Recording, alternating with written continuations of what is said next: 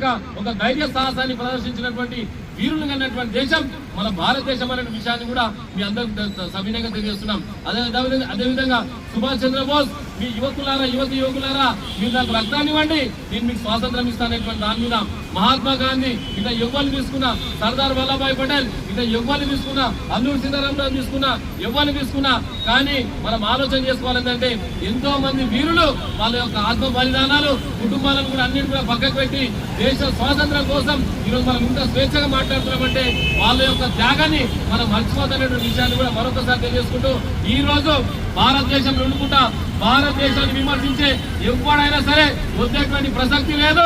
వాడు ఏ స్థాయిలో సరే భారతదేశాన్ని విమర్శించిన, భారతదేశాన్ని కించితైనా అవమానపరిచిన ఈ సభా వేదిక ద్వారా తెలియజేసుకుంటే ఏంటంటే అటువంటి గుంటనక్కల్ని అటువంటి దొంగచాటుగా భారతదేశానికి వ్యతిరేకంగా చేసే ఏ నా కొడుకునైనా సరే నరికి పారేస్తామని చెప్పేసి కూడా ఈ సభా వేదిక ద్వారా కూడా మరొకసారి మీ అందరూ కూడా సవినయంగా తెలియజేసుకుంటాం.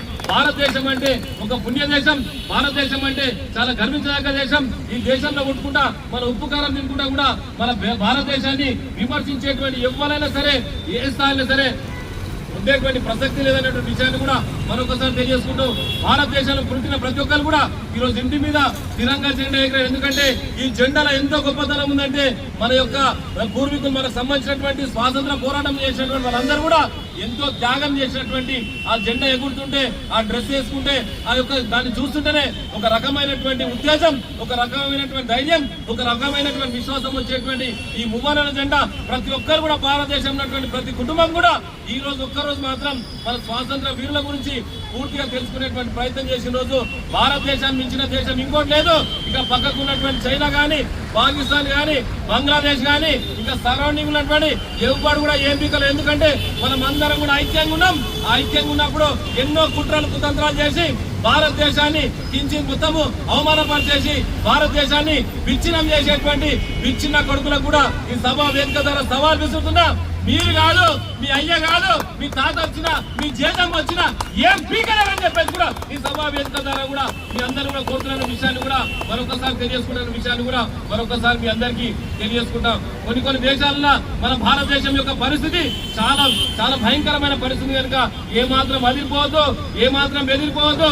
ఎక్కడ చూసినా కానీ ఈ మువ్వనెల జెండా ప్రతి గుండె మీద ఎగిన రోజు మనమందరం కూడా గర్వపడాలి, మనమందరం కూడా సంతోషించాలని చెప్పేసి కూడా మీ అందరూ కూడా సవినయంగా తెలియజేసుకుంటున్నారు. అందరం కూడా చాలా స్వేచ్ఛగా వ్యాపారం చేసుకుంటాం, స్వేచ్ఛగా మాట్లాడుతున్నాం, స్వేచ్ఛగా తింటున్నాం, స్వేచ్ఛగా తిరుగుతున్నాం. అంటే ఎంతో కొన్ని లక్షల మంది త్యాగదనులు వాళ్ళ యొక్క చేసినటువంటి కృషిని కూడా మర్చిపోద్దని చెప్పేసి కూడా మిమ్మల్ని అందరూ కూడా కోరుకుంటూ ఈ కార్యక్రమానికి అధ్యక్షత వహించినటువంటి మా భాష గారికి, మా బుచ్చన్న గారికి, అదేవిధంగా మా మహేష్ గారికి, అదేవిధంగా అన్నగారికి, మా ధర్మన్న గారికి, ఇక చాలా మంది మిత్రులందరూ కూడా శ్రీకాంత్ గారికి ప్రతి ఒక్కరు కూడా పేరు పైన ధన్యవాదాలు తెలియజేసుకుంటూ మనకి ఏదొచ్చినా ఏమొచ్చినా వాళ్ళని మనం బతుకున్నంత కాలం, భారతదేశం ఉన్నంత కాలం ఎవరిని కూడా మర్చిపోకుండా గుండెలో పెట్టుకోవాలని చెప్పేసి మిమ్మల్ని అందరినీ కోరుకుంటూ ఈ కార్యక్రమాన్ని నాకు అవకాశం ఇచ్చిన ప్రతి ఒక్కరు కూడా పేరు పైన ధన్యవాదాలు తెలియజేసుకుంటూ సెలవుకుంటా.